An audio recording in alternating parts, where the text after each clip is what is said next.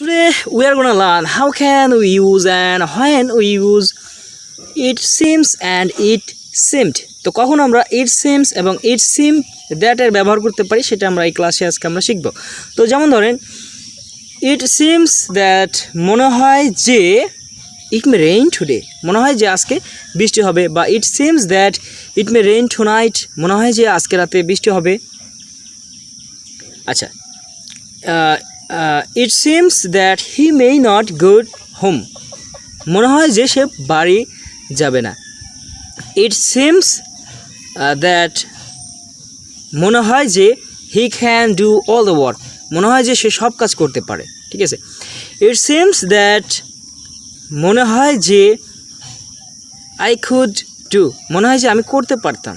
আমরা it seems দিয়ে বাক্য দেখলাম, এবার আমরা দেখব it seemed দিয়ে আমরা কীভাবে বাক্য তৈরি করতে পারি। তো অতীতের কোনো কিছু অর্থে আপনার অতীতে কোনো কিছু মনে হওয়া অর্থে it seemed এর ব্যবহার করতে পারেন। যেমন it seemed that মানে মনে হয়েছিল যে I could fix the problem, মনে হয়েছিল যে আমি প্রবলেমটা ফিক্স করতে পারতাম, ঠিক করতে পারতাম। ঠিক আছে, it seemed that I made him understand, মনে হয়েছিল যে আমি তাকে বোঝাইতে পারতাম। ঠিক আছে, তো এইভাবে কিন্তু আপনারা it seems that এবং it seemed that দিয়ে অসংখ্য বাক্য তৈরি করতে পারবেন।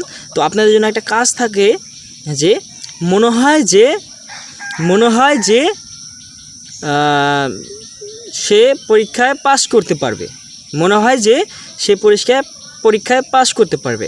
তো এটার ইংলিশটা কী হবে সেটা আপনারা কমেন্ট সেকশনে কমেন্ট করে জানাই দেন, যাতে করে আপনাদের প্র্যাকটিসটা হয়ে যাবে এবং দীর্ঘদিন আপনারা এই সেন্টেন্সটা স্ট্রাকচারটা আপনারা মনে রাখতে পারবেন। So that's enough for today.